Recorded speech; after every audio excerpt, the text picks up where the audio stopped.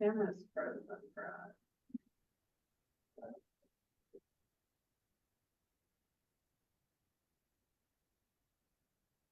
George, did Leslie sign in? Leslie did, yeah. Oh, good.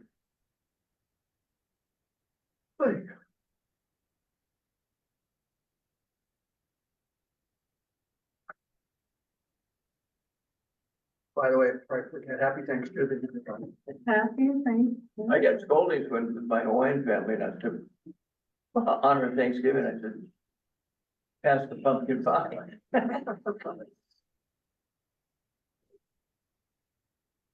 Whatever historically is wrong. In this, why did it say for fiscal year 26 under personnel services, 110?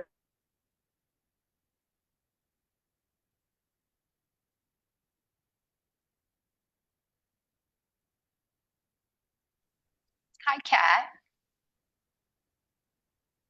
Kat. Good to see you. Yeah, I came back from California with a cold. Oh, oh, I know. It's freezing there. I know. I was in Las Vegas a few weeks ago. It was freezing. Like Yeah, I was wearing a winter hat and yep. like a New York style winter jacket. People were walking around in shorts, and I was in a turtleneck, a coat, and a hat. And I forgot my gloves. My hands were freezing. Oh, But I'm glad to be home. yeah. Always nice to be home. Yeah. I didn't see the whole commission, did you? My There, screen has black. George just messaged me. They're working on the camera and some Oh, technical issues, so they'll all be on in a moment. okay. Yeah. I always assume I did something wrong because I'm so non-techie. Hi, Vernon. Hi, Kat. How are you? Good. How you doing? Right? Yeah. Good. We'll say hello. Hi. Hi, Tom. Hi, Tom. Thomas. Hi, guys. Hi. Still doing your great work? Yes, ma'am. Thank you. Thank you. Especially in these chaotic times, we need you. Here, here. We're doing our best. Calm them down. I'm so agreement. One random. Who I love. June better. What she call you?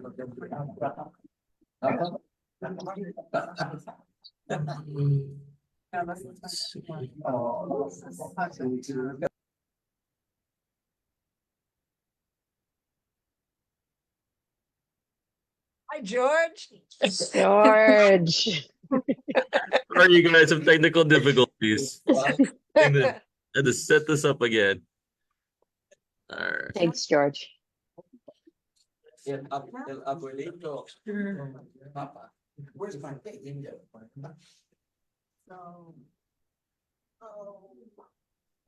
Where's the Gracia?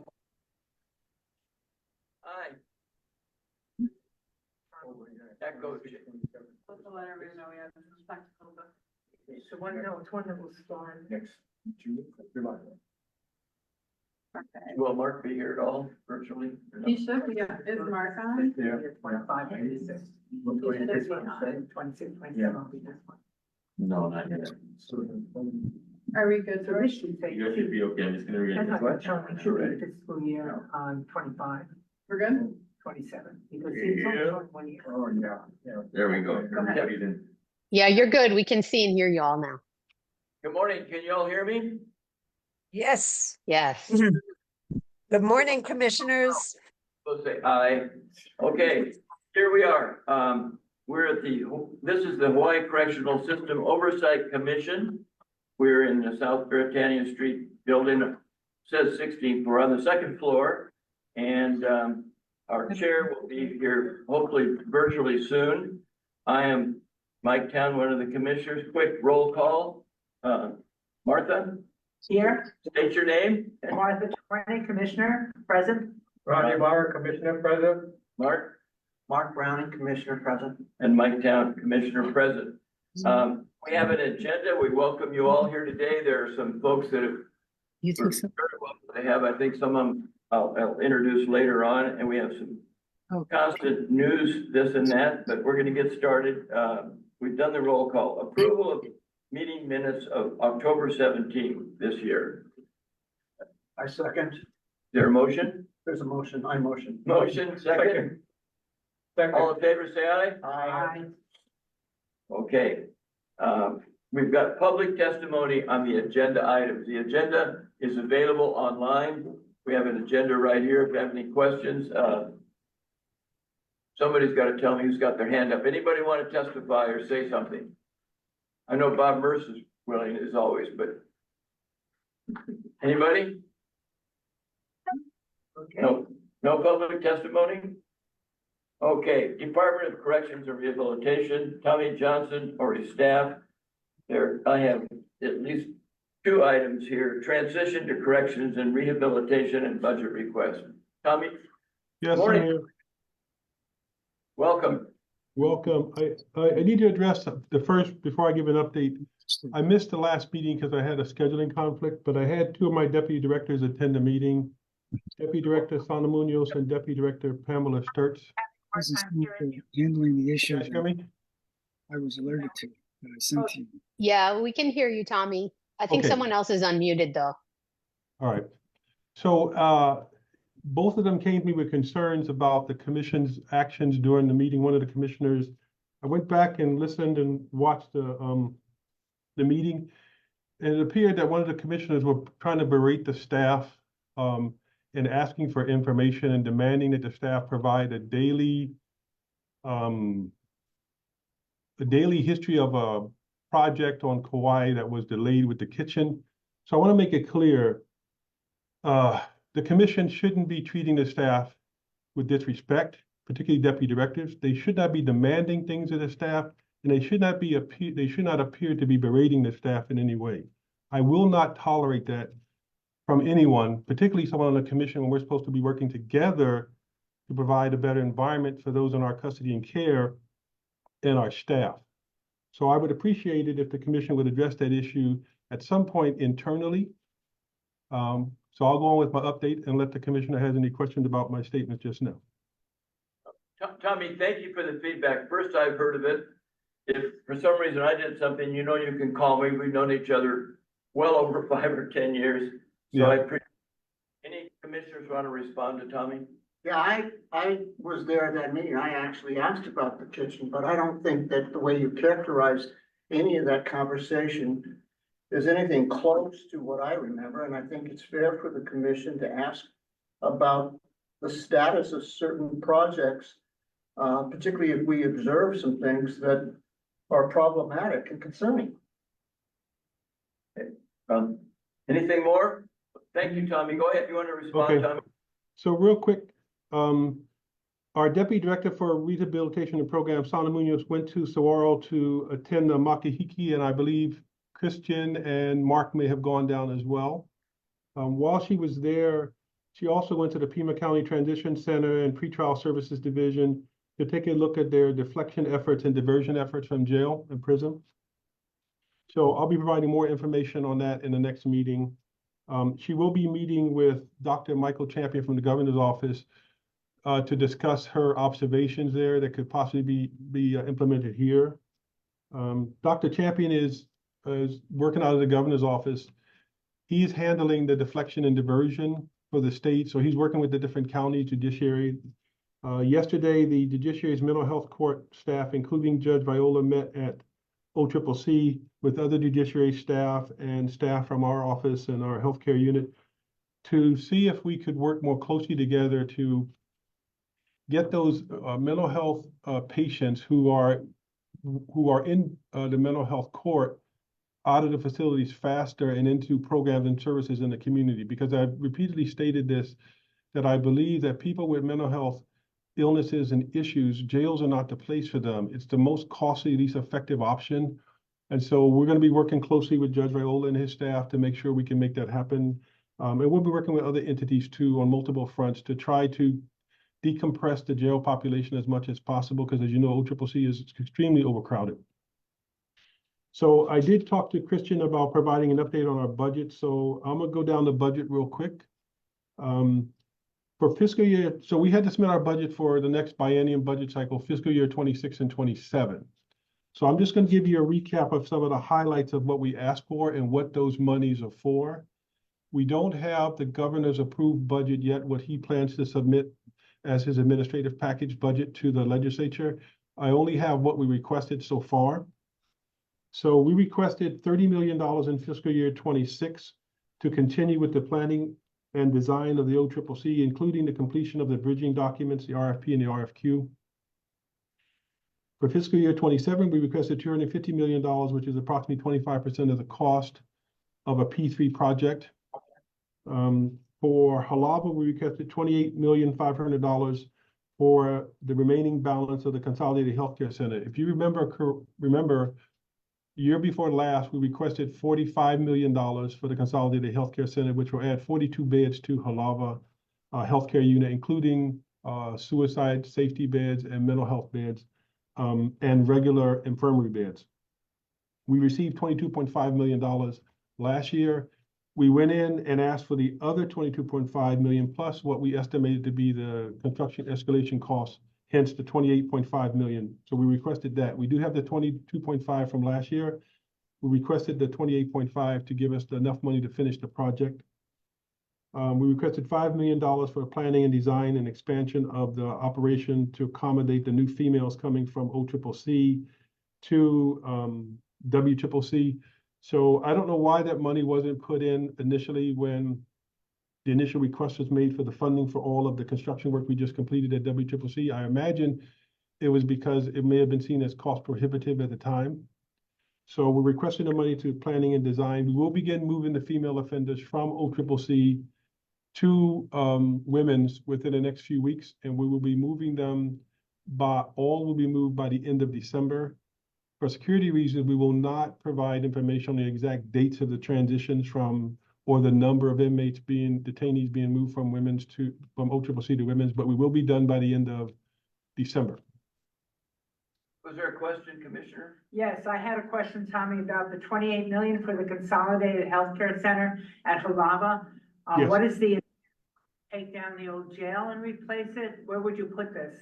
Okay, you know, on the side, on the back side or the right side of Halava, where you had that big open space? Yes. Where they use for storage? Uh-huh. That's like 2 to 3 stories tall. It will go there and attach to the current healthcare unit and build out and down. Oh, okay. And is there any intent to take down the old jail since it's not being used anymore? I can't hear you. Is there any intent to take down the old jail because it's not being used anymore? The special needs facility you're talking about? Yes. We closed it temporarily to find out if we could, if it was worth saving, so to speak, right? So we will have an update on that in the next 2 months, what we plan to do with that. Right now, before I say anything publicly, we have notifications we have to make to certain entities, and then I can probably provide an update next month or the month after for sure. Okay, thank you. You're welcome. Okay, so we requested $4 million in reoccurring funding, permanent funding for reentry services to connect offenders with community-based services, so we can do the warm handoff to the community-based services. With that, we also asked for $1.9 million for an offender apprenticeship program with the unions, where we would pay the offenders to participate in apprenticeship programs with the unions. We would buy the initial safety equipment they need, the boots, the safety belt, goggles, those kind of things. And then the unions would agree to train them in an apprenticeship program, make them a part of the union's membership, and then work with them to have employment on scheduled jobs for the union. That is a big, tall ask, so I don't know if we'll get it, but it is worthwhile to try to ask, because if we can provide a living wage for the offenders while they're in the program, and that money is being saved when they come up for parole and go through work furlough, hopefully they'll already have a job. They'll be done with the apprenticeship program, and they'll have money saved up. And so we may have better outcomes with respect to recidivism. We asked for $200 million go ahead. Which unions are you talking about? The carpenters union? What other unions? We had discussions with several unions, so this would be a pilot program. We would try to do with one or two of the unions so far. We haven't gotten to the point with any particular union where we've discussed numbers, what we would pay them, how long it would take to get through the program yet. But we have met with some of the unions preliminarily, so we're asking for the money so we can flush out the plan. We do anticipate, though, that we would work with at least two unions. And this would be based on what are the upcoming large projects that the union foresee coming down the pike where they're going to need assistance with new employees, where they can train the inmates so that the inmates can get the training they need and go out on furlough and then extended furlough and be fully employed at that point. So we're going to leave it to the unions to tell us which tradescraft that they need, because they know the huge programs coming down the pike, like UH's Aloha Stadium would be a huge project. OCCC would be a huge project, but there are other projects out there too. If you have some suggestions, or the commission has some suggestions, we'll be willing to take them and then contact those unions as well. Tommy, in the past, and this is going back quite a ways, but the electrical union used to work with our inmates and allow them to do their initial work with the prison system. Okay. I'm thinking back like 30 years ago, but it was a good partnership. And the department had to have a supervisor that was a member of the electrical union for it to work. Okay, we already have one agreement with the carpenters union on a different initiative, so they would certainly be under consideration too, but I wrote that down, so we'll be contacting them as well, Martha. Thank you.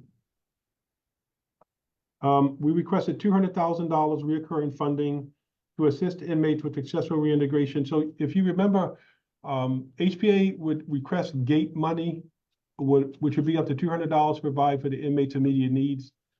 They never get the funding. So we're requesting the funding to supplement that, to help them provide that to the offenders going out the door. We requested $147,173 for 3 new positions for the Reentry Coordination Office. Right now, that office only has the Reentry Coordination Officer, 2 Corrections Program Specialists, and 1 Secretary 1.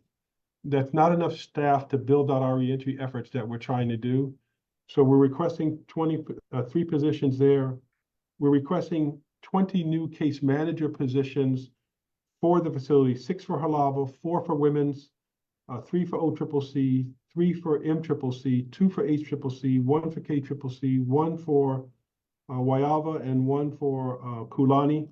That is in anticipation of reducing the caseloads for those case managers so that they can really do reintegrated case management and so that they can help the reentry office with the needs of the offender from when they come in for the assessment process, to help with any documentation we need to get done, and to help with the warm handoff into the community for case management services once they get out.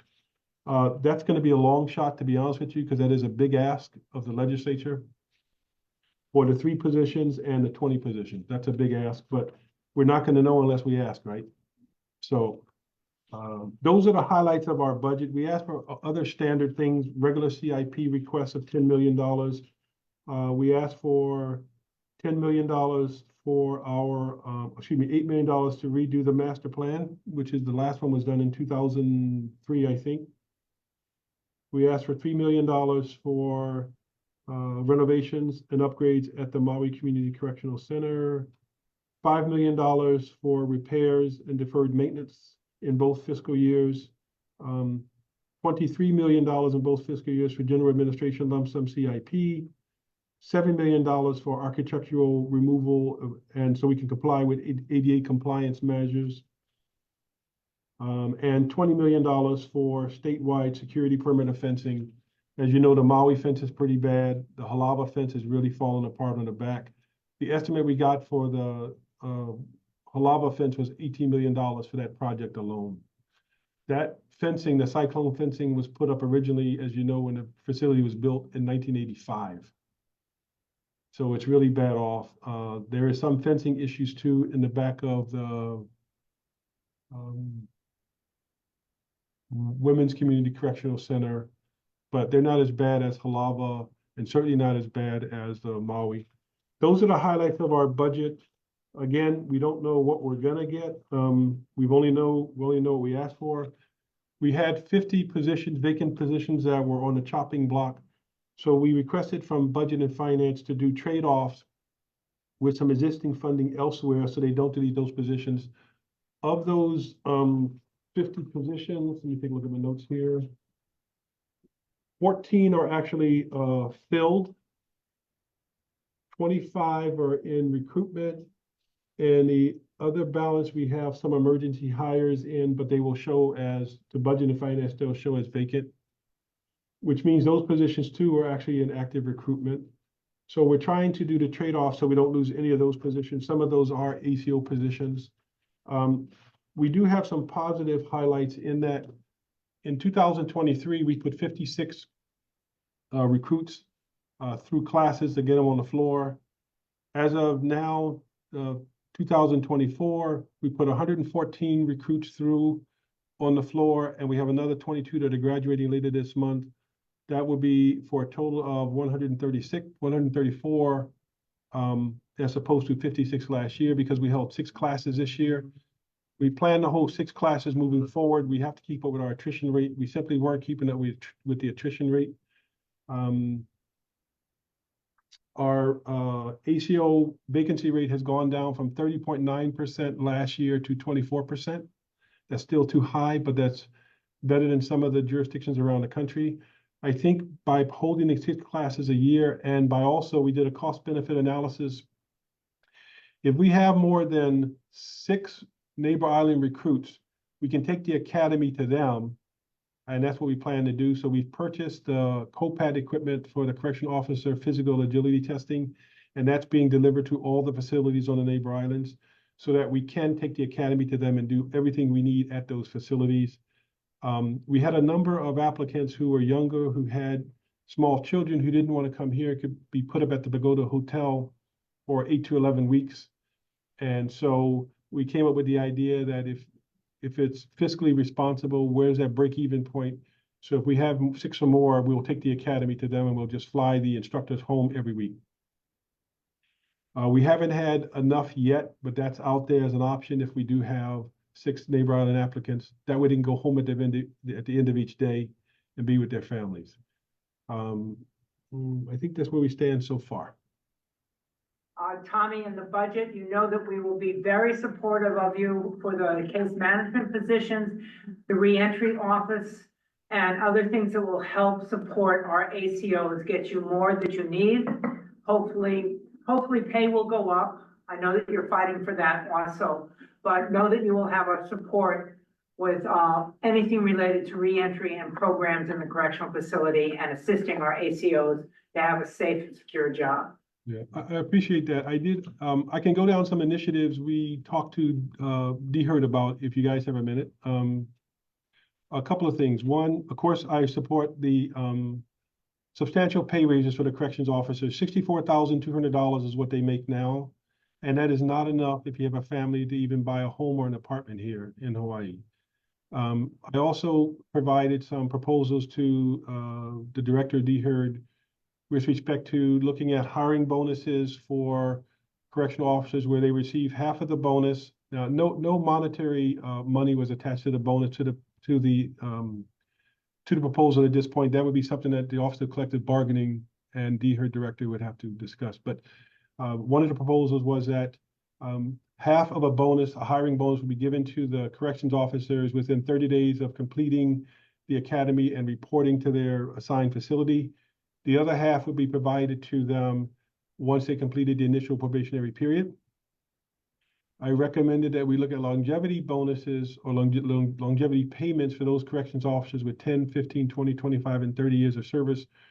Providing they come to work 80% of the time, they would receive some type of monetary incentive up to 100% of the time coming to work, and that monetary incentive would go up. Again, that would be determined by the Office of Collective Bargaining.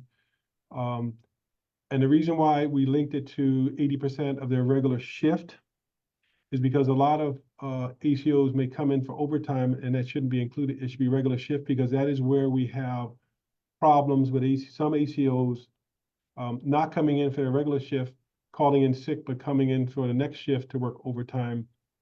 So those are issues we're trying to work on now.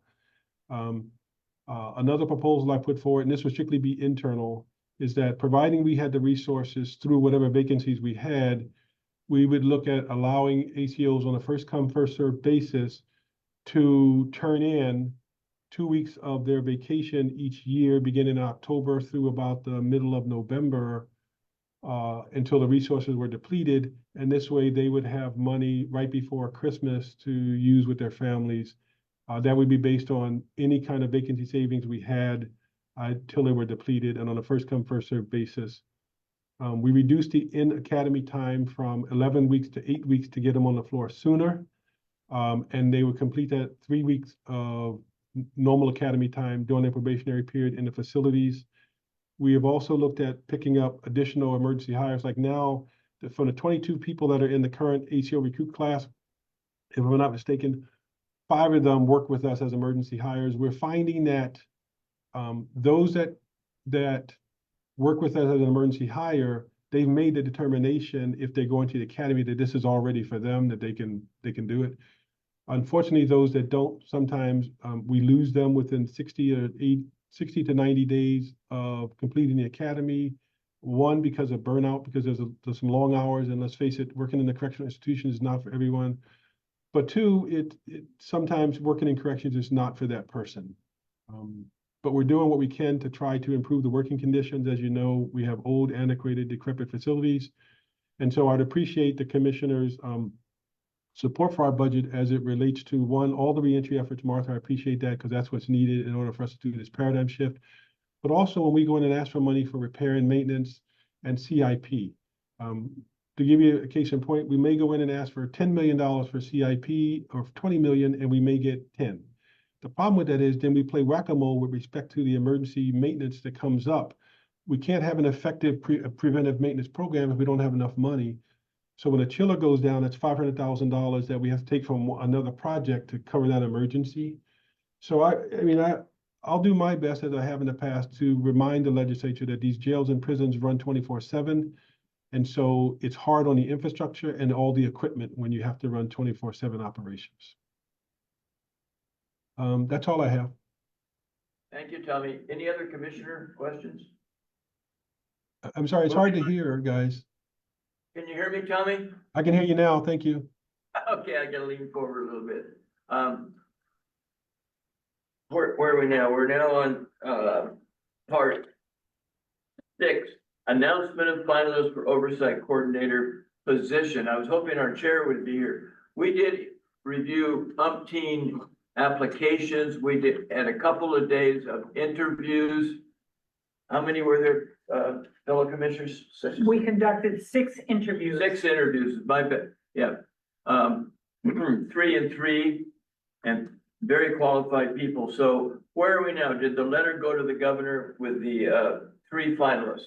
All right, in accordance with section 353 L2A HRS, we're required to submit 3 names to the governor, and we did in fact submit 3 names to the governor. We conducted our interviews last week, Thursday and Friday, and delivered the letter with the 3 names to the governor on Monday.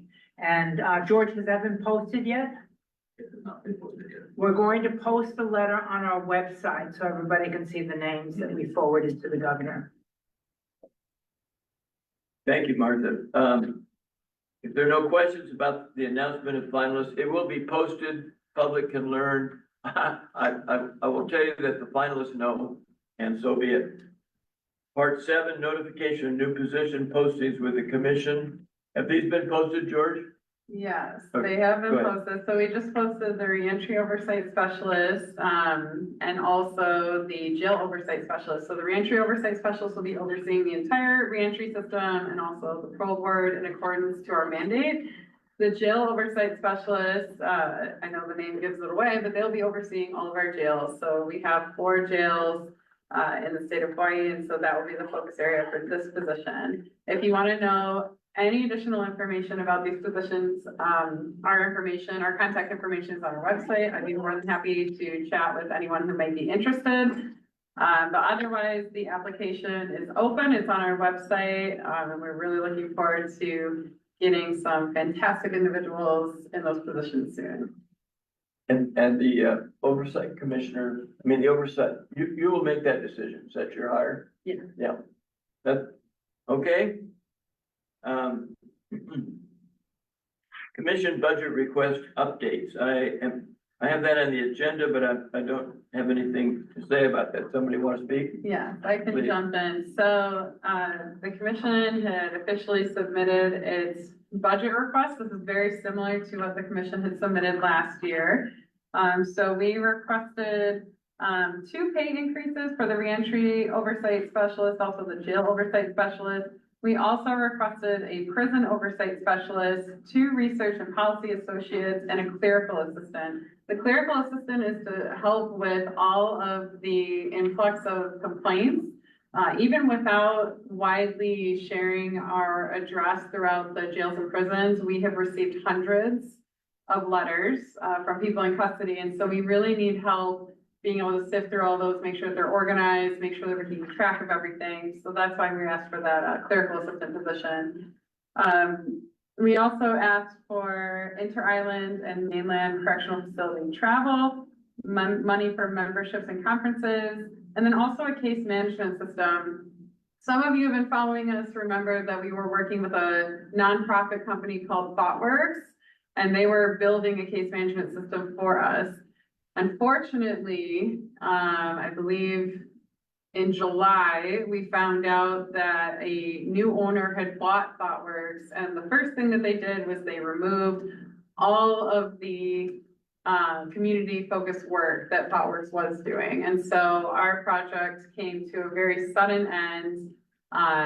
So unfortunately, I don't want to say all of that was for none. We still got a lot of work done that we can use for a paid vendor to just take on and move with it. But that's why we're requesting a case management system, again, so that we can keep all of our complaints organized.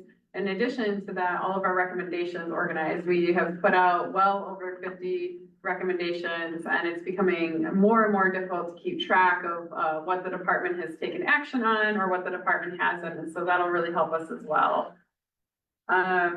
Lastly, we asked for basic office operational expenses and also an inmate population limits bed utilization report consultation. And so we asked for $300,000 for a consultant to help with the part of our mandate where we have to go through and set the population limits for all of the jails and prisons. We should be hearing more about what the final budget request will be soon, and then that is what we'll be taking into the legislature. So thank you all for your continued support. We're hoping to get as much as our request as possible. It's an important year. Commissioners, any questions of Kristen? There being none? Okay, I don't know who's in charge of the next one. Presentation by University of Hawaii Community Design Center. An alternative model for rehabilitation and restorative justice. Who's gonna handle that? Yeah, I asked Kathy Hoshar from UHCDC and her team. I see her. Yep, to do a presentation. For those of you who are not aware, Kathy has done a beyond phenomenal job with meeting with different stakeholders and community members and people in custody to come up with a jail design. This is a project that was funded through the Department of Corrections and Rehabilitation to get a better understanding of what a rehabilitative and therapeutic jail could be for the new OCCC. So with that, I'd like to introduce Kathy. Thank you so much for being here. We're excited to see what you all have been working on. Good morning, Kathy.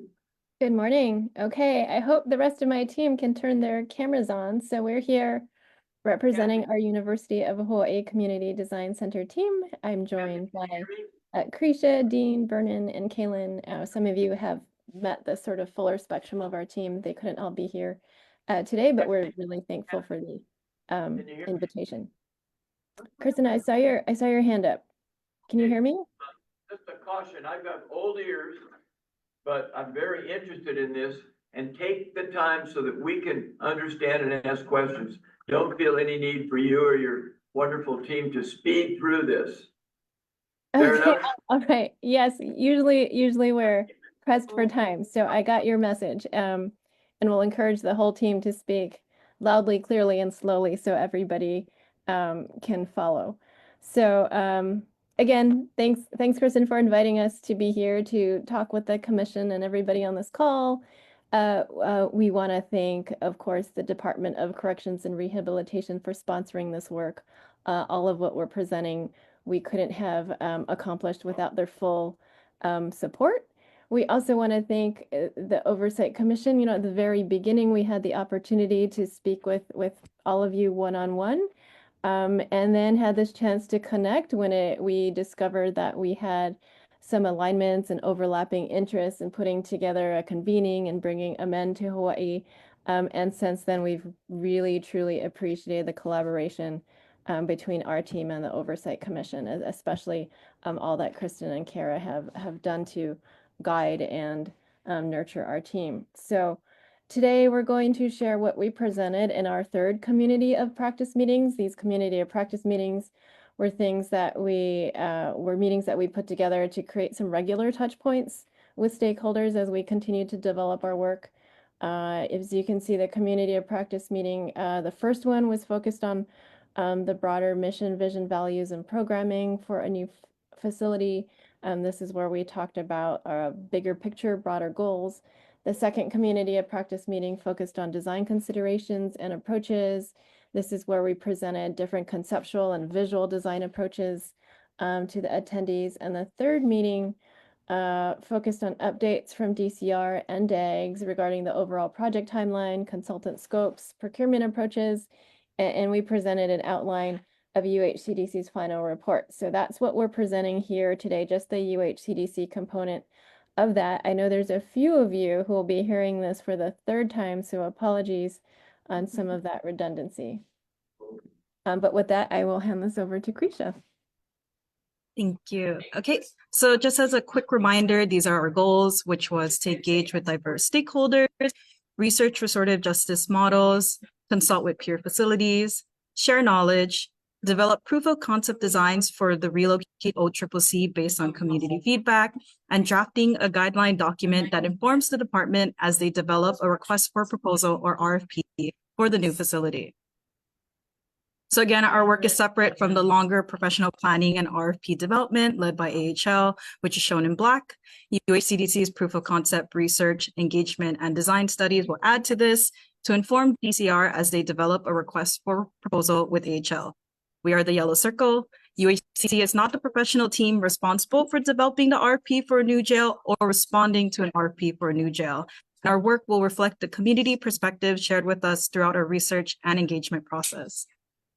So here's our UHCDC project schedule shown in detail here. You can see all of our major engagement events that have been conducted up until this fall, and we will be submitting our final report to DCR later this month. And so our team is going to go quickly, but also slowly through the sections of the report that will provide you with an overview that will be included. So our report reviews what we gathered throughout these different phases of our work, including the research, engagement, synthesis, community of practice meetings, and our proof of concept approaches. We started with various different types of literature reviews, and much of our work was informed by the correctional reform reports and studies that predate this project. And some of these works include those of the HCR 85 Task Force, Office of Hawaiian Affairs, Native Hawaiian Justice Task Force, the Correctional Reform Working Group, and SIM reports by Full Foundation and Hawaii Health and Harm Reduction Center. These are foundational to our work, as was the data that Kristen shared with us that allowed us to offer statistics surrounding the incarceration in the state. Our colleague and partner, Lorinda Riley, conducted a comprehensive scholarly literature review of articles that led to the 8 categories of alternative models listed here. Throughout our process, people discussed Native Hawaiian and Pacific Islander concepts of health and well-being, which are different from Western ideas about well-being. Our report will reference the models that we have looked at, diagrammed here. These informed our approaches to designing for well-being. We've also examined literature on trauma-informed design, which incorporates aspects of trauma-informed care to design a healing and safe environment for people who have experienced trauma. And we also examined Angstrom and Ginnikin's systematic literature review of correctional design features linked to well-being. These features are listed here and will be included in our report. We started our project with a focus on systems reform, which was a call to action from the community all the way up to the governor's office. Our research recognizes the need for change across the justice, health, and housing systems in order to support the individuals who end up in jail as a catch-all. We interviewed people from 4 different counties that had engaged in adult correctional system reform or decarceration efforts. This included Miami-Dade, known for their Miami-Dade diversion system, Los Angeles County, Pima County, and Orange County. We identify key components to decarceration processes, including sequential intercept model mapping, which identifies resources, needs, and gaps. SIM mapping typically invites a large set of stakeholders to participate in this. This is already happening here. We tried to bring attention to this work by inviting Nikos Leverens to speak on the work that was completed on Oahu and acknowledge the SIM efforts on other islands. The report will also include the case studies that we've been sharing about prevention, diversion, corrections, and reentry. Hopefully, some of you have seen our boards and handouts that try to bring attention to these local and national examples. We wanted to be sure to highlight the local programs that are already supporting prevention, diversion, and reentry, and recommend more support for these programs. To provide more clarity, we described a decarceration toolkit. The toolkit represents the different programs and facilities needed to provide care for people with different needs and at different places along the justice pathway. It conveys the importance of looking at all of these pieces alongside a new jail. So most of our research centered around our engagement. And as of November 2024, UHCDC has held 120 talk stories, 18 site visits and listening workshops, 3 symposiums, 3 public exhibits, 6 co-design workshops, and 5 community of practice meetings, including this meeting today. We interacted with 45 different government offices and 107 community organizations and many dedicated individuals. This next part I'm going to go through a bit quicker because most of you have seen this before. The team visited various health centers, residential treatment facilities, and reentry and transitional housing facilities to learn and to host listening workshops. Later on in this process, UHCDC led co-design activities with the community, Makana Okeakua, Habilitat, and Hahoko, which encouraged many previously incarcerated individuals to draw and share their vision for a new facility. This is perhaps unprecedented, the inclusion of this many current and previously incarcerated individuals. Additionally, promoting public awareness was also part of our charge. We participated in events with our breaking cycles and exhibit boards to prompt conversation and knowledge sharing around justice system reform. And we also engaged with youth through interactive board games to share how the criminal justice system operates and to engage them in civic roleplay. As y'all know, we hosted a series of Breaking Cycle Symposium speaker events to bring people together in partnership with the Oversight Commission, Correctional Reform Working Group, and the Governor's Office. The first was the Fall 2023 Symposium at YWCA Laniakea, with YWCA and Noriko Namiki and her team as our hosts. Second was the Spring 2024 Symposium update at the State Capitol, where we shared outcomes from our workshops, as well as updates from the Department of Corrections and Rehabilitation, Department of Health, Department of Human Services, Judiciary, Governor's Office, and community partners. And we also held the Spring 2024 Virtual Roundtable via Zoom, where we presented and discussed alternative jail programs and facilities, followed by a roundtable discussion, which Kristen participated on behalf of the Commission. We also engaged the Aya and Halava neighborhood community. We hosted a community meeting in the Aya neighborhood school cafeteria and attended 5 Aya neighborhood board meetings and 5 Aya community association meetings to share our work and invite feedback.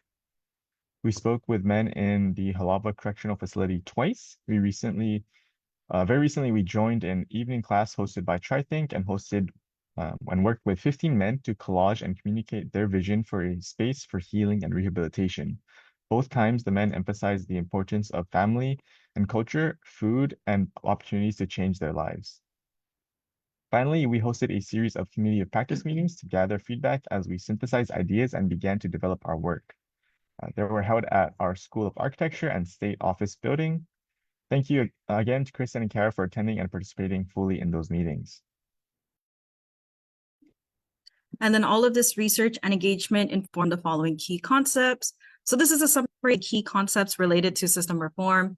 We won't go through every bullet point, which is available on the presentation PDF that we have on our website, but we'll go ahead and start with systems reform, which is develop a statewide plan for governor's office support and community co-leads, adopting a public health perspective with robust communication and increased collaboration across justice and health systems, establishing prevention as early as possible in the school, in communities, or also taking advantage of federally subsidized healthcare opportunities to support community-based care, strengthen diversion to ensure that our emerging pilot programs succeed.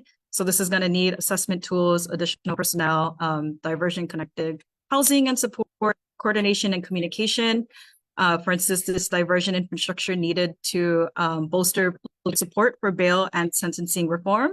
We also don't have a secure behavioral care facility planned, which was essential to Miami-Dade and other counties, which we are recommending as well. Supportive housing options need to be aligned. There need to be clear paths to new supportive housing models. We also suggest looking at the Office of Diversion and Reentry, like the Los Angeles County, to facilitate this coordination. Smaller group homes, which can be established quickly with less planning and construction costs. Reentry in the community is preferred, so warm hands requiring support in and out of the corrections. Other concepts include creating a reentry coalition, developing full step-down pathways for reentry substance abuse treatment, and using the current OCCC site and La Mata renovation as an opportunity to establish a restorative care village. For facility planning, key concepts would include gathering more research, establishing a new mission, vision, values, function, creating a new identity, coordinating holistic assessments, starting correctional culture change now, building community partnerships, and leveraging federal funding. There's also the need for new health policy changes to be made possible to federally reimburse health services provided inside of the corrections by community providers. Funding is also available to support certified behavioral care centers, and there should be all factored into the planning of the new facility. Other concepts include planning for different population scenarios to account for downsizing, requiring local and experience on future design teams, and continuing community engagement in the crafting of the RFP and beyond. People want accessible monthly meetings, quarterly sharing events, and an advisory group to work together with the department and consultants on this project. So many people express that the programming of the facility is more important than the design of the facility, and that the program needs to be established first. So we've compiled a list of the programs that were recommended for a new facility, and these fall under intake, health, cultural, spiritual, family, job, education, housing, and training. And the following diagram is a simplified representation of how the new programs would go together. These are for individuals who are being held pre-trial, sentenced to less than 1 year, held for probation or parole violations, or transitioning back to the community. The primary components are admin and intake, substance abuse and detox space, mental health, medical, program, and education spaces, recreation space, reception housing, pretrial housing, sentenced housing, transition housing, and facility and staff support spaces. We also compiled feedback into this journey map that offers a coordinated diversion, intake, incarceration, transition, and reentry with diversion off-ramps, intake assessment, and access to services throughout. This entire journey or process and the coordination of all of it, its parts are critical for the new facility. We also previously shared a graphic narrative that helps people to understand how this process would be experienced by an individual and by a staff member. The two experiences need to be taken into account. And feedback was also synthesized into a design framework, design principles, and design considerations to guide our project and to guide future design decisions. We hope that these can be incorporated into the RFP. And based on feedback, the design principles that emerged focused on safety, trauma-informed, and health-focused approaches, relationships, AINA, strengths, improvement and empowerment, culture and identity, learning, and respect. These principles would act as a lens for all our design decisions, and feedback was also synthesized into design considerations. And these are the design elements, which we'll go over. We previously shared our program adjacency considerations, which include a distributive continuum of care that supports individuals across our island. People also advocated for a community service hub, a program-centered facility, clear separation between sentence and pre-trial populations, and adjacencies that would allow for decommissioning and adaptive reuse. For site design, people like the idea of a central open green space, smaller landscape areas, and smaller living units for the sentence population and transitional housing. They also suggested progression or graduated housing that allows for a step-down process, a campus approach, and enclosed courtyards for more open space access to gardening, aquaponics, loi, and nature. People also stressed the importance of investing in staff spaces to support health and well-being. Staff spaces would include a lounge, nice standing area, wellness court, walking path, training room, and a gym. We don't have this in this presentations, but we do include a short section on staff well-being, which looks at corrections as an occupational health crisis. Staff spaces could potentially look like this in the new facility. These would be spaces that would inspire staff to come to work. For the housing modules, what we have heard was a desire to include a treatment room, windows glazing, green space, recreation area, wall murals, multi-purpose room, dynamic security, varied furniture, and views to the outside. This is what a typical module could look like. We also asked workshop participants, many of them with lived experience, about living or sleeping arrangements. As you can see here, they preferred double rooms with a window, enclosed toilets, non-bunk beds, and furniture and personal storage as most desired features. We also gathered feedback on transition housing. Most people wanted transition housing located in the community, closer to families, jobs, and transportations and services. This was a shared belief across the neighborhood community, general community, and previously incarcerated men. Models for transitional housing would differ according to the urban or rural context. The key is a nurturing environment and program. And this is what a communal living environment might look like in a transitional housing facility. Additionally, people suggested a number of design elements that could be integrated into future designs. Many of these elements could be funded through grants and implemented with community partners. They could be done in collaboration with the State Foundation for Culture and the Arts or community organizations that are co-located in the facility. We believe Hawaii's unique geographic and cultural context for corrections can attract grant funding. The visions that we develop can support future grant applications. These ideas or elements are compiled under 9 themes. So the first one looks at Malama Aina. Malama Aina elements support care for the land, such as lo'i, kalu farming, and awai for irrigation, native planting for reforestation, and la'aulapa'au or medicinal gardens. Spiritual reconnection elements promote connection to sacred sites and to place. This might include an ahu, pohaku, or a Hawaiian star compass shown in the rendering. Keiki Kupuna elements provide comfortable space for all ages and mobility needs to help individuals maintain family relationships. Ritual and practice elements include things like meditation space, hula mound, outdoor amphitheater, space for makahiki, or spaces for worship. Making and makana elements support skills and opportunities that help individuals to give back to their community. For example, holly building space, kitchen for culinary programs, and a shop for woodworking. Art and music elements include murals, sculpture, environmental graphics, and musical practice and performance space. These spaces would allow for the talents of the individuals to come through. Sustainability and resilience elements reduce energy, water, waste, and material use. And they also anticipate disaster events and other stressors. Learning and working elements include flex-use classrooms, workshops, technology access, and spaces to support education and job training. And restorative landscape elements include things like health paths, courtyards, indoor plants, and even murals of natural landscapes which have been proven to have health benefits for patients.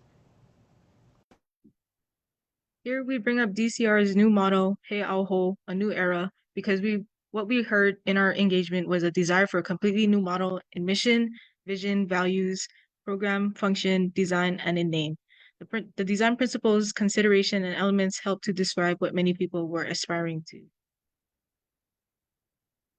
The renaming of the facility came up numerous times as an important part of supporting a new model, so we reached out to Keone Kelekolio, a Hawaiian language expert and uncle to one of our UHCDC students, to help us with a new name. Auntie Kehaulani Lum generously agreed to work with us and connected us to a Halawa Kupuna, Pu'umealoha Gomes.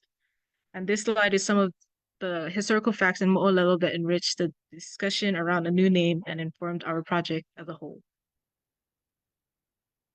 Keone is a much better person to present on the work that he did to develop a new inoa or name for the facility. He spoke at length in our last community of practice meeting about the history that he researched, combined with the work that we shared with him and the stories and hopes shared by Auntie Kehau and Ku'umealoha. What he arrived at is Ke'ala Ho'oponopono, a path to righteousness or unity, I Waikahi, referring to an ancient Waikahi heiau that once occupied the site. Keone and the kupuna talked about the need to transform the site from a space of human sacrifice to one of healing, which likewise reflects the process of transforming a person. The name also recognizes the convergence of two streams, Kamana Nui in the north and Kamana Aiki in the south, which converge just south of the site. Of course, this name is not intended to be superficial. It intends to represent a true new beginning for the department and for the new facility. And this new name would be attached to a new mission. So the mission that was developed through the community practice meetings reads, to support community equity, health, safety, and well-being by providing individuals in custody with rehabilitation focus and culturally competent assessments, programs, environments, relationships, and personnel that address core needs and prevent future harm. The values for the new facility would include aloha, pilina, respect, dignity, pono, restorative justice, redemption, ho'oponopono, hana, malama aina, pu'uhonua, kipuka, ohana, ho'okipa, kuleana, and well-being. The report will also include our 3 proof-of-concept design approaches that represent alternatives and aspirations. They are not technical or resolved designs and should be understood only as ideas for further consideration. And the first proof-of-concept design takes a step-up campus approach, with a series of buildings that individuals progress through. Individuals move towards the transition center at the other end before exiting the facility and returning to society. The Navy setback on the property is maintained as a large open area for Aina-based activities. The housing modules have views to this green area and to the trees beyond. And this front view imagines a building facade developed in partnership with a local artist. This rendering superimposes a respected tattoo artist's imagery onto the building facade as one potential example. Perhaps 1% of the construction costs dedicated to art could be used for this artist collaboration and facade. The second proof of concept design takes a community resilience center approach. The building is designed to be compact and resource efficient.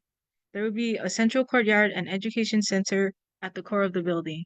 And this approach also has a large open area with an outdoor amphitheater and star compass at the center.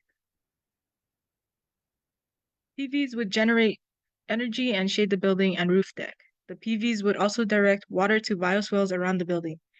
Food waste and other programs would help to minimize the impact of the facility on the environment and create learning opportunities for adults in custody, for example, PV repair and installation, green infrastructure installation, and aquaponics or hydroponics.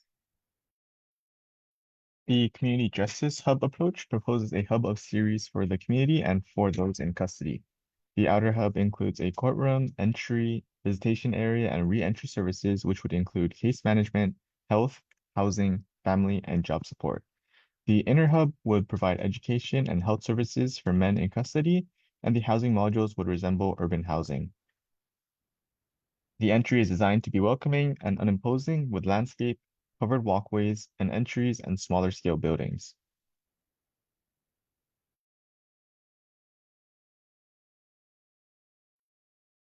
Okay, I think that's the end of the presentation. So we have a lot of thank yous, and I'm sure I won't get to everybody that we need to kind of recognize and appreciate. But if I can make an attempt, we want to thank again the Correctional Oversight Commission.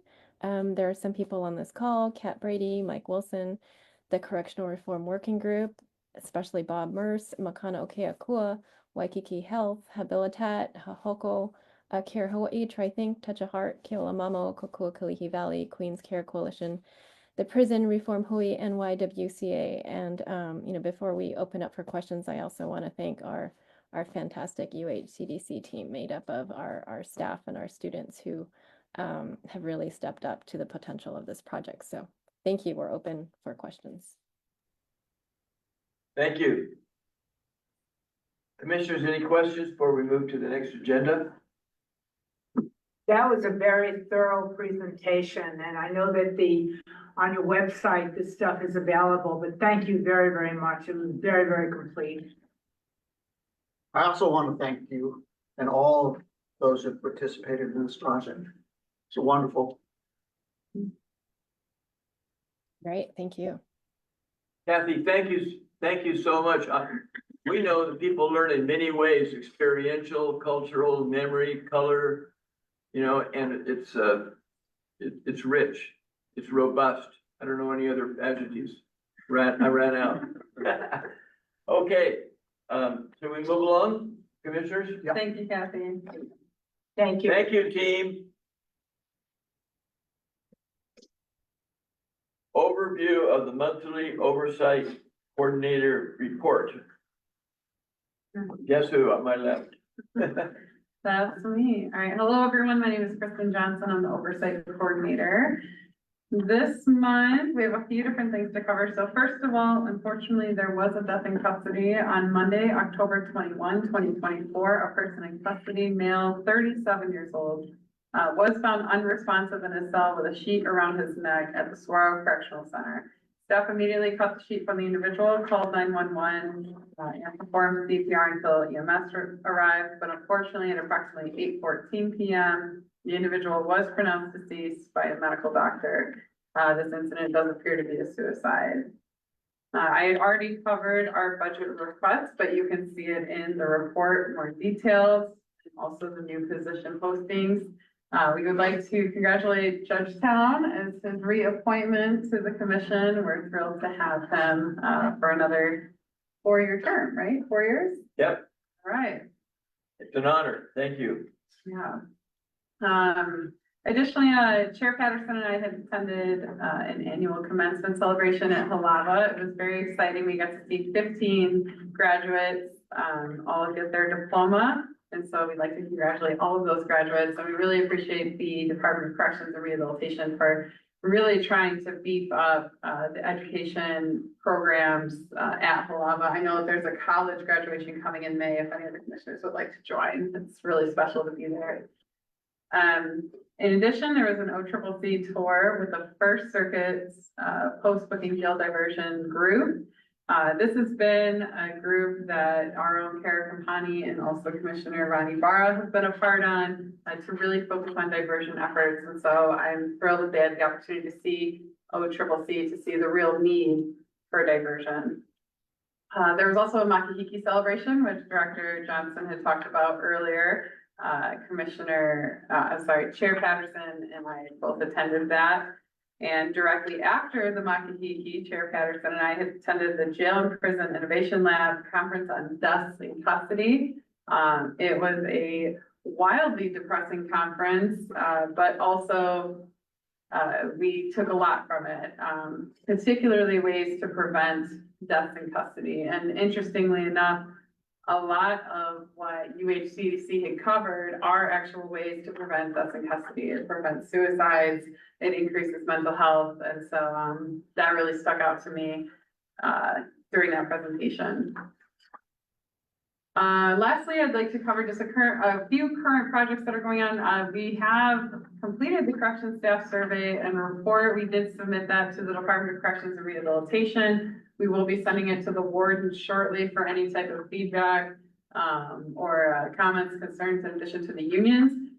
This report is a beast and it will be presented in January, I believe a week before legislative session opens. So we're excited to get that out.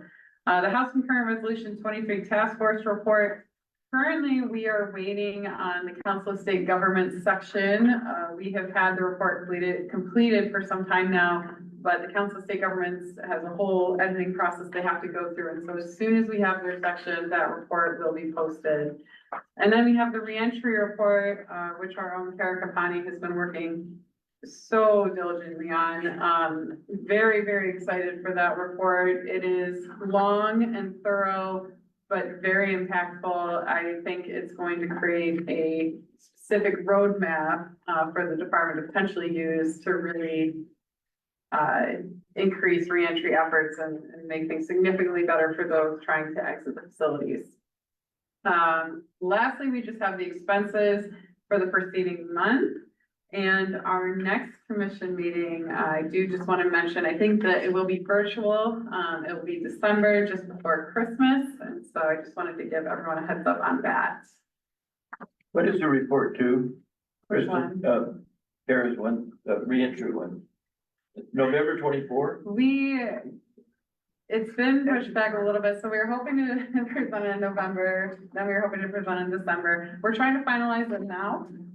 So either December or potentially January, but it's our goal that Kara will, regardless of anything, be able to present it herself because she did work day and night on this. It's really incredible work. Thank you, Kara. Yeah. And Kristen and staff. Yeah, so hopefully that'll come out soon, but we'll keep you all posted on that. Any questions on the coordinator report? Commissioners? It's available online. It's well written. It's thorough. It even has colors, no music. And I commend it to anyone who's watching. You can print it out. I print it out even on my home computer. So thank you. Quick overview of the Kulani Correctional Facility tour and report. And people have never been to Kulani. You drive about an hour up the hill and you see nanny geese, wild pigs. I don't know about goats. Hopefully no one else other than possibly us. And I think Kulani is an amazing facility, and they had chefs that had either retired or volunteered to feed a lot of people up there. I was very impressed the years that I was going up there. I was going up there off and on for 8 or 9 years. All right, Kristen. Yeah, I agree. I really like Kulani Correctional Facility. It's a pretty rehabilitative space. The facility reports, as of a few months ago, we kind of adjusted how we're doing them. And so this report is short, straight to the point, and it's really, really focused on the previous recommendations that the commission put out to make sure that, frankly, we're keeping up on them. The recommendation number 1 for 2023 was to begin offering in-person visitation and expand access to phone calls. Pleased to report the department did do this. They have their visiting hours extended for weekends and holidays specifically. And the department is currently working on updating their website so that all facilities have the most accurate information for visits. Sorry. Can we dance?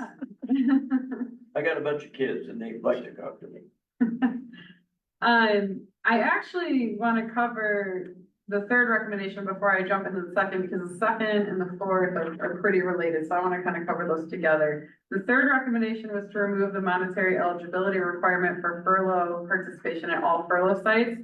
The commission is pleased to report that did happen. And Department Director Tommy Johnson actually reconfirmed with all of the different furlough sites this week just to triple check that it's still happening. And so we're very pleased about that.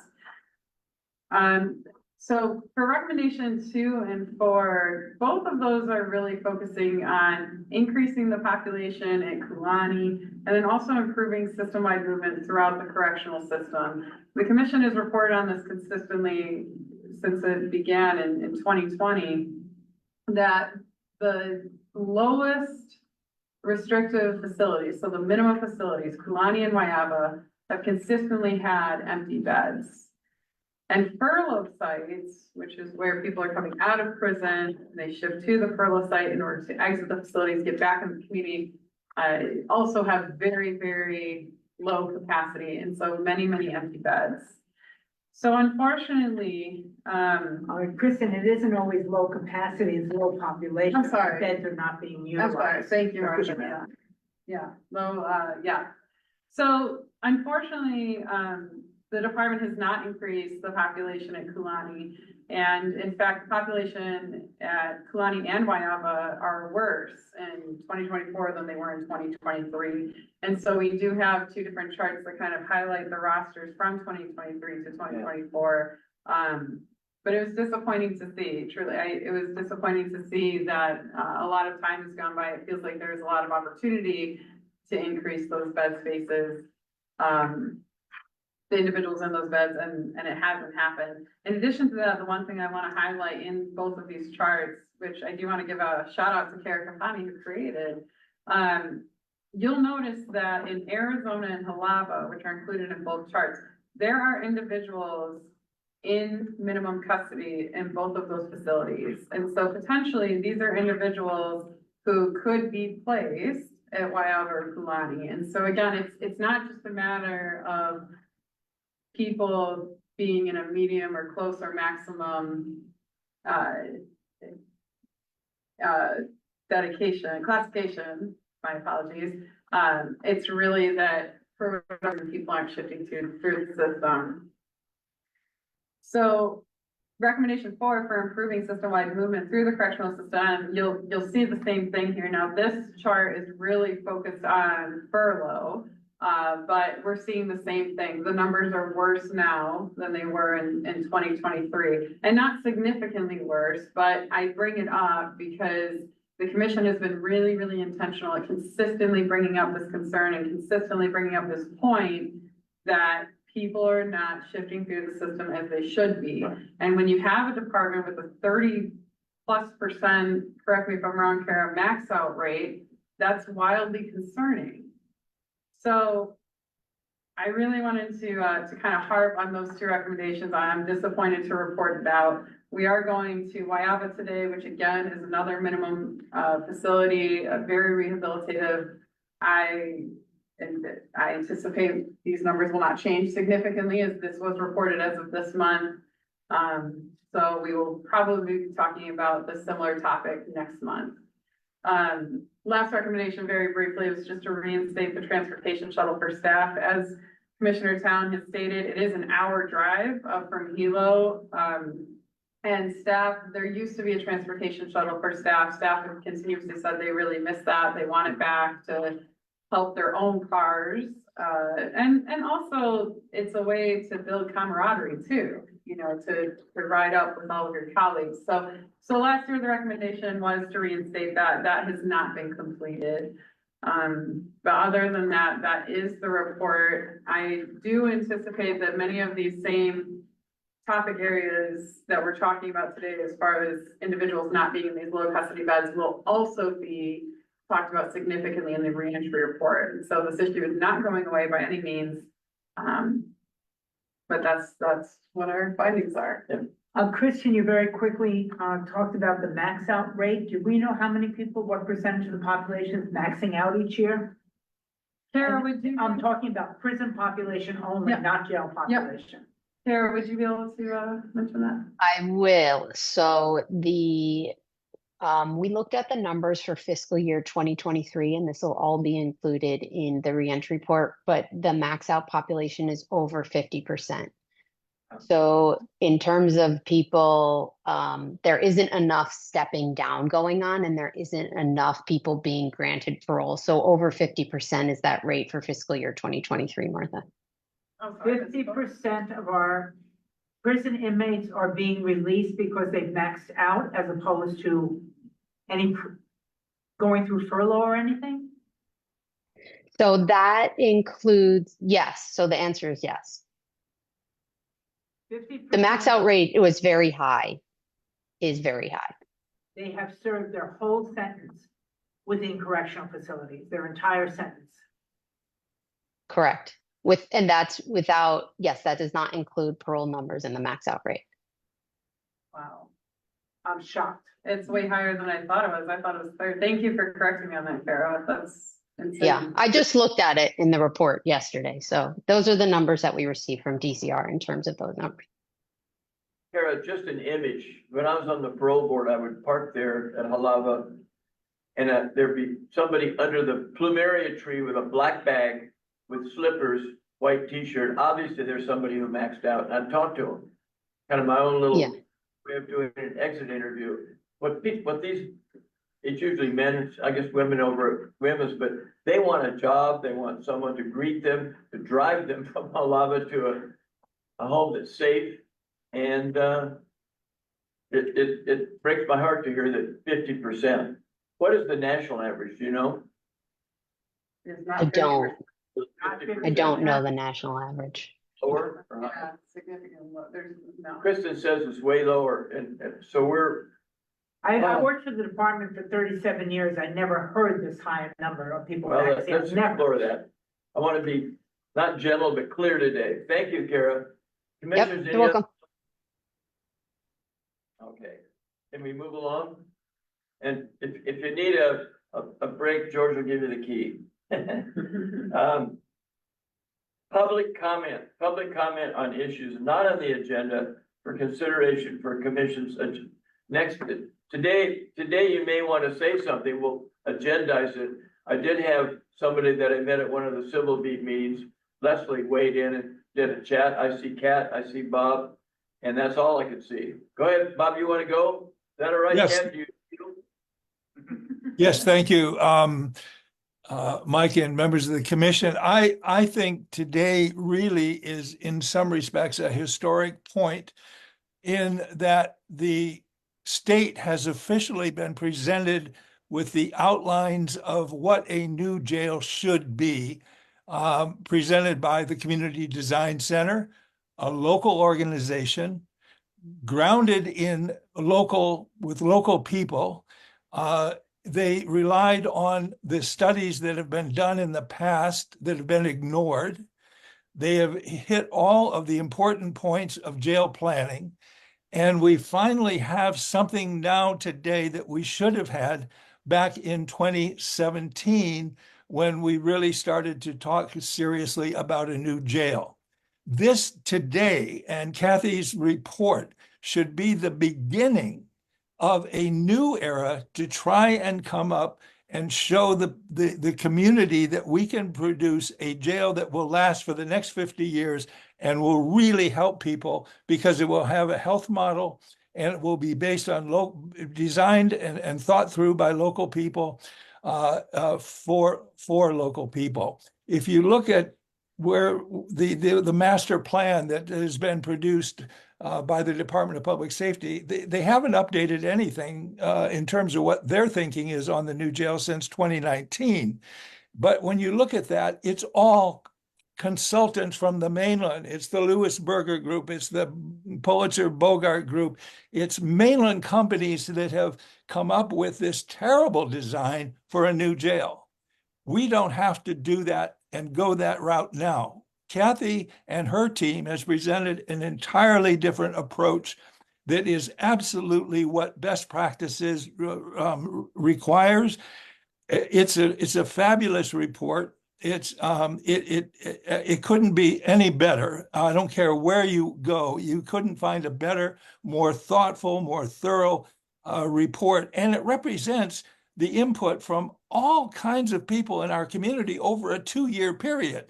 So to ignore this, what she has come up with, it would be a betrayal of our university, because this was not just Kathy. It was the Peace Center, the Matsunaga Peace Institute. It was the law school. It was the School of Social Work, the School of Public Health, the School of Hawaiian Knowledge. The entire university collaborated on this report. It represents us, the people. And this is what we want in a new facility and what I think we must demand in a new facility.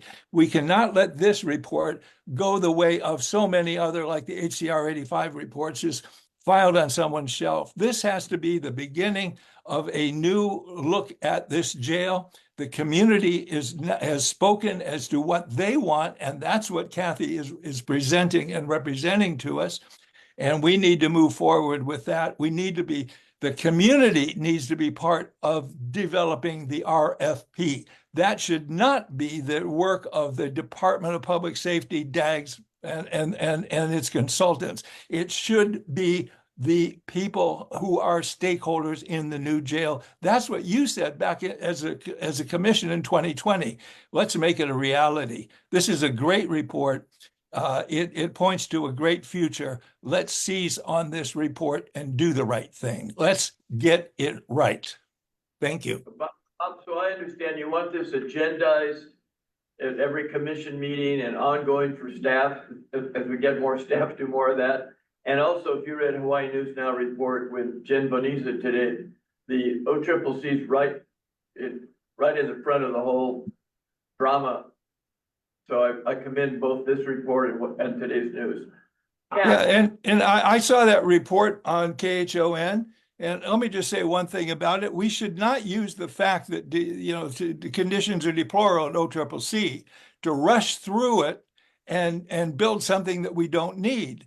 I understand the conditions are bad out there. They've been bad for a long time, but that's not an excuse for saying, oh, let's just throw caution to the wind and build any kind of a facility, because it's going to last 50 years and it's going to affect tens of thousands of people and our public health and our public safety system. So, let's just, it's time to get it right. Kathy has presented a road, not exactly a roadmap, but some conceptual models that we need to seize on that and build a jail that will really serve the interests of the people of this state. And she's shown us how to do that.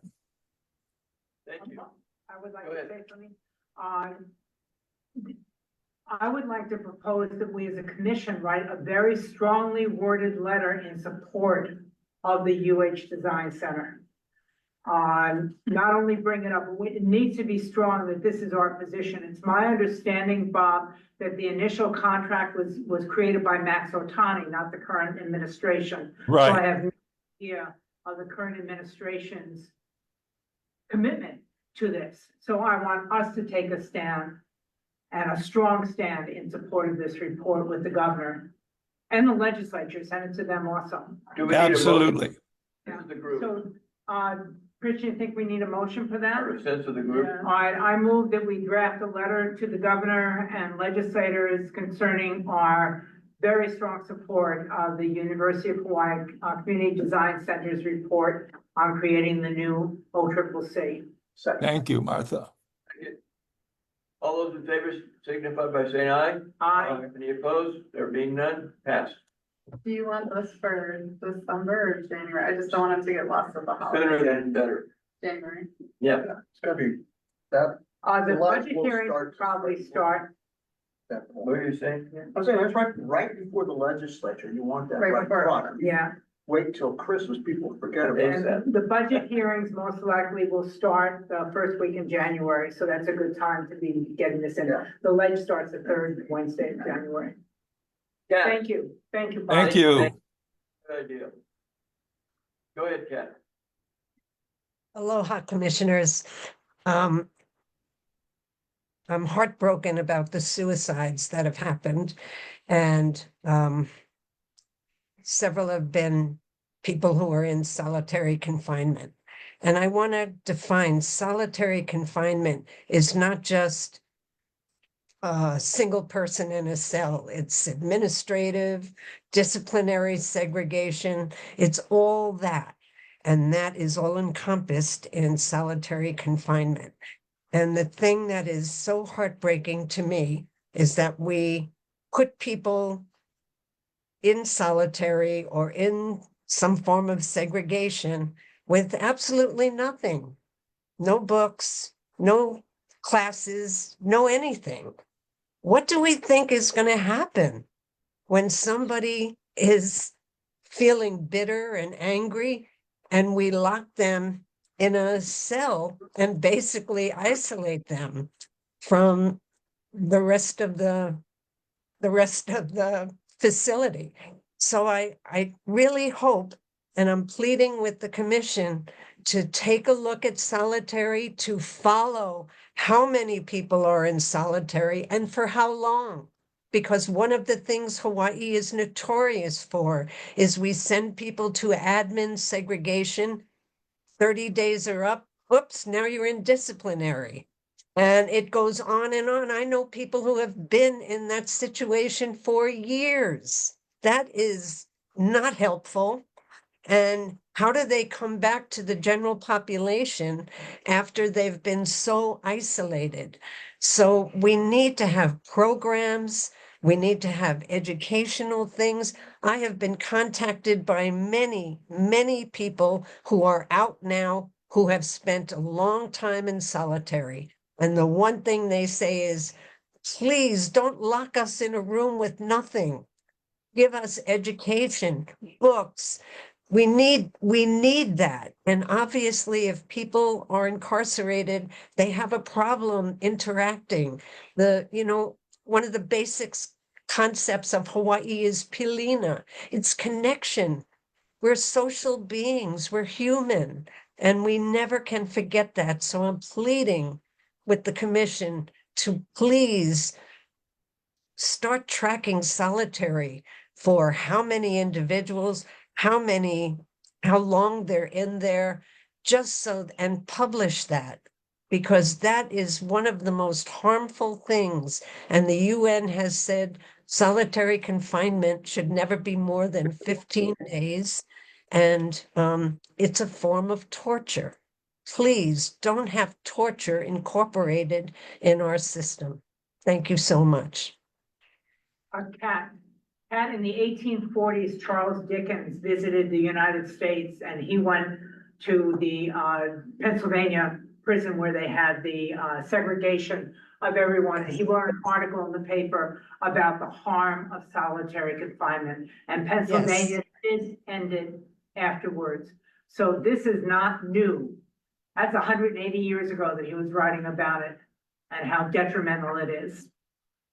And we'll see if we can get this data. And again, one of the things, as you mentioned, we have to include people who are shifted from one form of solitary to another. Yes. That there may be one day in between, but we have to be tracking those also. I think it's a good idea.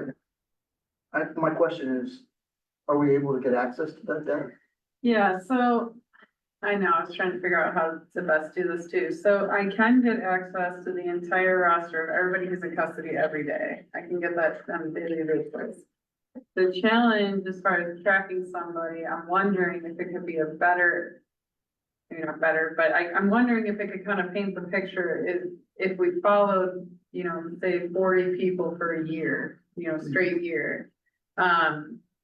Just to see how they get bounced around, because one of the concerns that I have that, Kat and I have talked about a fair amount is that you have, which the commission is also reporting on, you have programs like the SHIP program at Saguaro that the department doesn't consider solitary, but it's solitary. Yes, it Like is. 23-hour lockdown is solitary, 22-hour lockdown is solitary, and that's the entire SHIP program. So I think there's opportunity, to do a segregation project. I don't know exactly what that could look like, and maybe we can talk about that more, but. Well, the department must keep this data, right? No. You're saying they don't? No, so what we would have to do is we would have to know which housing units are considered solitary, or I'm just gonna use restrictive housing, and then we would have to track how many individuals are, and so one thing that would be relatively easy to do is if we posted how many individuals are in each of these housing units every, maybe month, we could do that. Like that, I feel confident we could do. As far as what Kat's talking about, following individuals to see how they bump them in and out of solitary like that, I think that would have to be a project where we choose a random sample of those in solitary right now and then follow them for, maybe not a year, maybe 6, whatever it may be, just to see how they're. You want to think about how to do it? Yeah. Okay. Kat, is that okay? We try to figure out a way. And there should be a bill is being drafted now on solitary. I've been working on this for about 10 years. This is my 5th or 6th try. So I'm not giving up. And we will be supporting that effort. Yeah, the commission definitely supports. I will say last year, one thing that was interesting was that there was a section in that bill, I imagine it'll still be in there, Kat, about the commission overseeing restrictive housing. Yes, Yeah, yes. there was a section added last year. It was kind of neat. To me, it showed that the House really trusts us. But it was a section added about how they want the Oversight Commission specifically to oversee solitary confinement. And the definition of solitary confinement is way beyond the 23-hour lockup. So it's a really good bill. It's really good. Yeah. Have we ever tried to ask for this information specifically? If they track, No, and we try to Yeah. ask the department to give us this information. We want this specific type of information. well, so respectfully with the department, there are different opinions of what solitary confinement is considered. The commission the department does not consider SHIP as even restrictive housing. They consider SHIP a program house. I No. disagree with that. So I'm happy to, I can, I just out of respect, like, and I say this as respectfully as possible, like, I don't think that those numbers are gonna align with what's actually happening. And so I think that I would trust the roster that we receive instead, where I can, like, if I know which housing units are restrictive like that, then I can just pull the numbers easily. You know, I would think the legislator, have you ever asked them? And, maybe not in terms of, calling it solitary confinement, but define. Have you ever put someone, whatever you wanna define as solitary confinement, but without saying it, solitary confinement? Yeah. Because they're gonna disagree. I can ask, what am I pulling from them? Like, should I ask, like, in the past year, how many people have been placed, or what are you picturing in that inquiry? Well, what we're starting from now, or we're starting? Oh, like in the past year, like I can ask them in 2023. Oh, okay, okay. Last year, and then Yeah. see what they respond. I mean, it's more of an understanding of what exactly are they doing? And then we can figure out from there how to approach the real issues. Okay.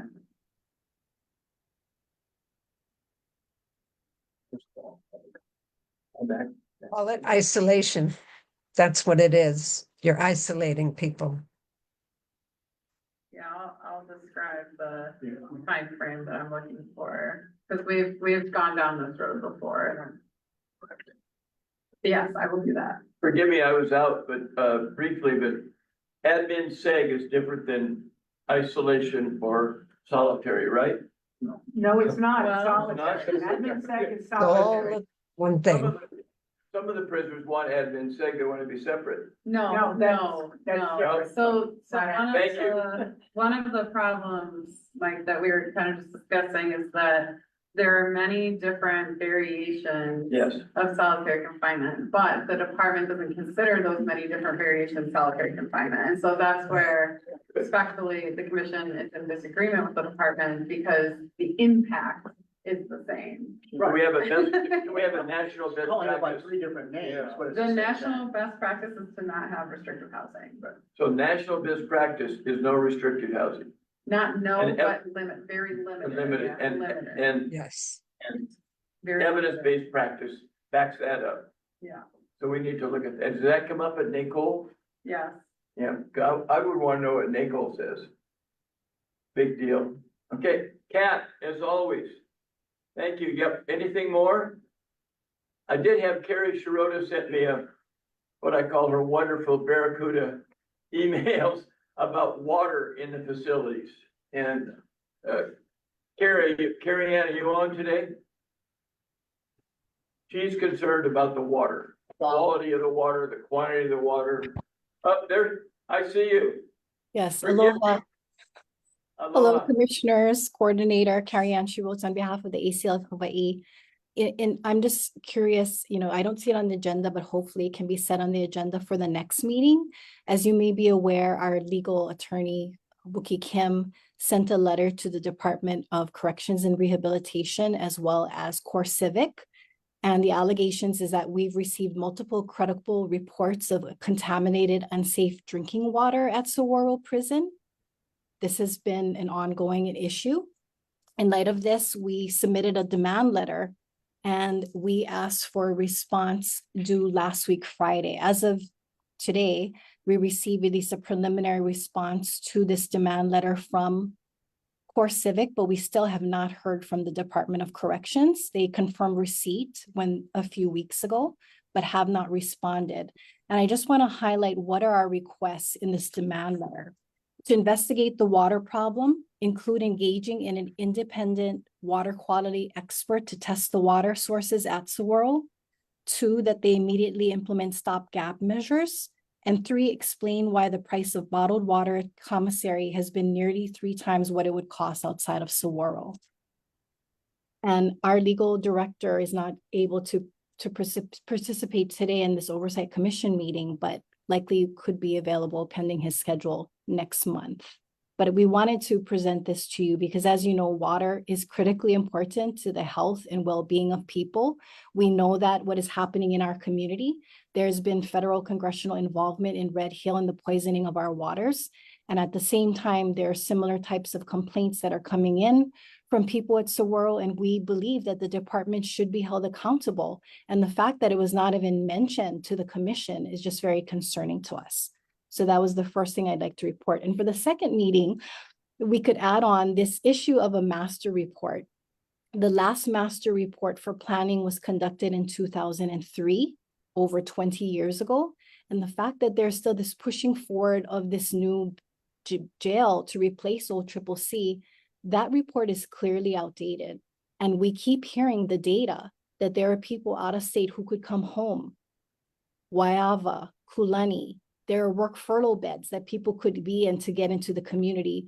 I'm happy to hear that there is more of a highlight concerted effort on diversion, but our diversion program in the First Circuit, the number is very, very low, extremely. And this was data that was presented by the Department of Health director this past legislative session.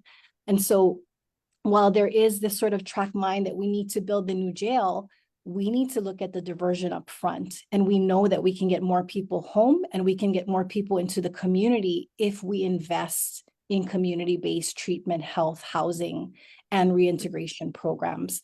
And even if hypothetically this jail were to be built, it would not be until 2029, 2030. But what happens in the meantime? What about the families who are getting calls from their loved ones? What about the reports of people who have been dying? Some of whom are kupuna who could be out in the community, or suicides. These issues are not being addressed for the next so many years.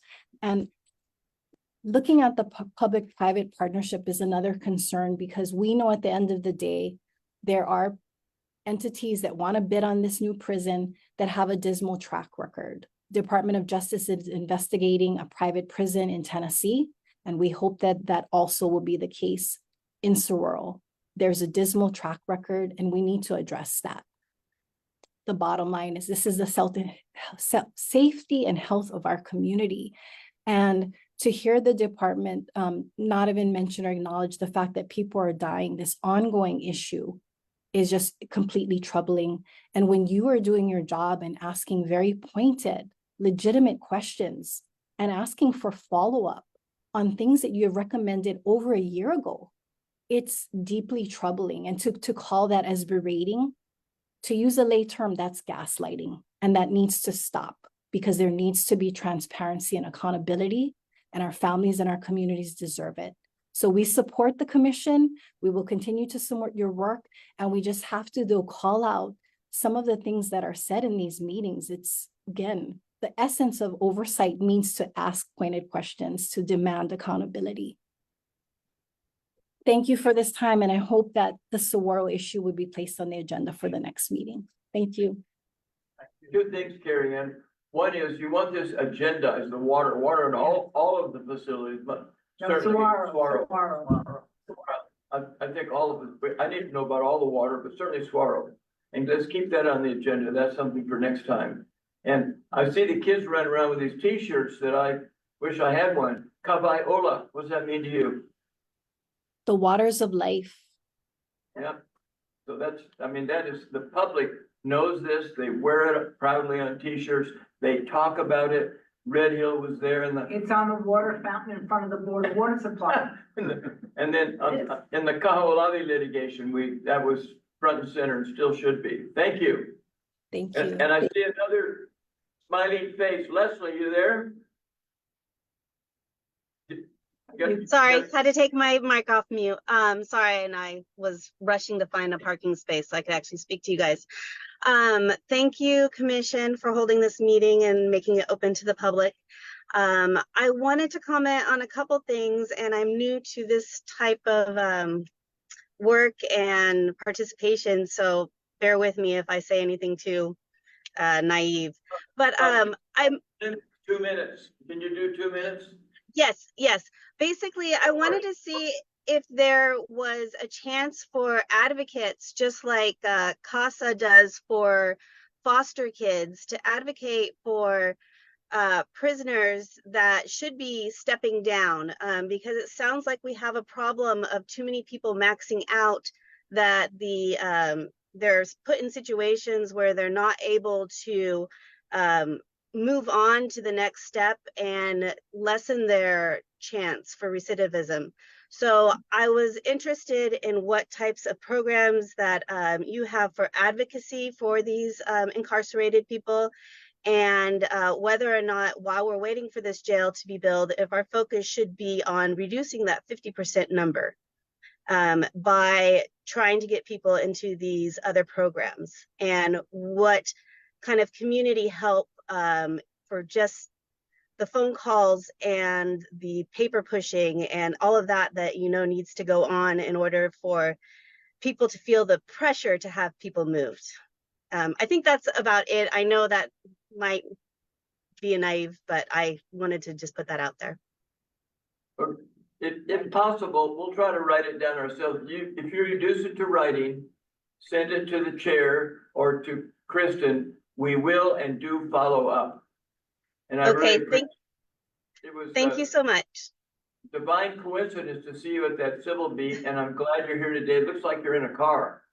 I am, yeah. I just got off the freeway. I'm going to a different type of meeting in town. So yes. Any questions from the commission? Leslie, if I can tell you briefly too, a lot of the issues that you just brought up are going to be in the reentry report that's coming out. And so when you're asking ways that you can help, I think really, if you are involved with politics or the legislature at all, I think just continuously bringing attention to what will be in that report and that things need to change. There's going to be a lot of recommendations in that report as well. And so we're not just putting issues out there and saying, good luck, and I think there's opportunity to really put pressure on that for the department and then for the legislature to fund the different things like case managers as an example. That's a prime example of how reentry can be helped. So thank you for that question.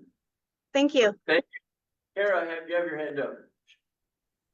Yes, I just wanted to briefly add to what Kristen shared, and that I think we all know that there is issues throughout the system in terms of movement downward. It's very easy to move upward, but movement downward. And we have a lot of data in this reentry report about how people are getting stuck at each kind of level of the system and why this movement downward isn't happening.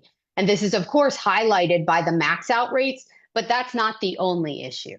So I want to just share that this information and data supporting it will be in the reentry report, along with, I think, 6 or 7 recommendations specific to how we can get people moving downward and better prepare them for reintegration, because we know that max out populations have the highest recidivism rate. And we know that people spending too much time in Arizona without completing programs, without stepping down back here in Hawaii, that is, again, really problematic for reentry and reintegration. So I just want to share that that is a huge portion of this report and something that we've really been focusing on in the office, as we've seen throughout different facilities, and thinking about solutions. How can we improve this? And all of that will be forthcoming. So here's your teaser. just get excited. It's coming and it'll be here soon. So thank you all. And I'm yeah, grateful for the opportunity to share that. Kara, a follow-up question, please. Sure. Yep. Do any of the systems on the max out, the max out is I don't think is a success, it's a failure. Do they ever do, in the military, we call that the after action report. Do they do an exit interview and write a thorough, where could we have helped this in? Where could, along the way, as they moved up, could we have kept them? Easy answer, no. Commissioner tells me, no. I'm asking Kara right now, because I think it's not a success when someone maxes out. I spent how much time under that plumeria tree with these guys in their slippers, white t-shirts, their black bags, and they are salty, and they should be salty because they maxed out. Yeah, Commissioner Town, I have not seen any kind of like after action report reviewing what happened or what we could have, you know, what could be improved next time. I'm not aware of that existing anywhere. All the time. Martha knows more than me. No, not in corrections. I've never seen an exit interview done in corrections. Yeah. Should be done. Anyway, that's my suggestion, another harebrained suggestion. All right, anything from the commissioners? Go, Kat, you got your hand. You're muted. Use the yellow hand. Just one thing that's about maxing out. Many people who have maxed out have actually been to the parole board like 8 times and been denied. And finally, they just go, okay, I'll just serve all my time. And part of the reason they get denied is they're told by the parole board to do certain programs and they don't have access to those programs. Right. Exactly. Okay. And any other hands from the community? This is a key part. No more public comments. Okay. And thank you all so much. Wow. Says monthly commission. We've got, what did we decide for December? That we're gonna meet only by Zoom. Virtually, December 5th. Is that right? Yeah. No, December 19th. No, December 5th is the tour, Yeah. George? That was a rescheduled. December 5th will be the Hawaii HCF. Yeah, And so then that's a limited meeting. We're not gonna be having. a December meeting that 19th, day. we're gonna meet here by virtually. What time is the December 5th? Usually it's 9 o'clock. Yeah, I just want to make sure it's official. Yep, so 9 o'clock. I hope you don't see anybody under the plumeria trees when you go up there. Anyway, commissioners, anything more before we adjourn? Subject to call? Do I hear a motion? Do I need a motion or just adjourn? Motion. All in favor, say aye. Aye. Passed. Thank you, one and all. The time, what's the time here today? 10:49. Imua. Aloha. Thank you, Carrie Ann. Kat. Kara, good to see you. Where are you, Kara? East Coast? I'm in Fiji. Oh. My husband, I know you all feel bad for me now. My husband is presenting to some Pacific Island nations here, so I got to come along for the ride. Yeah.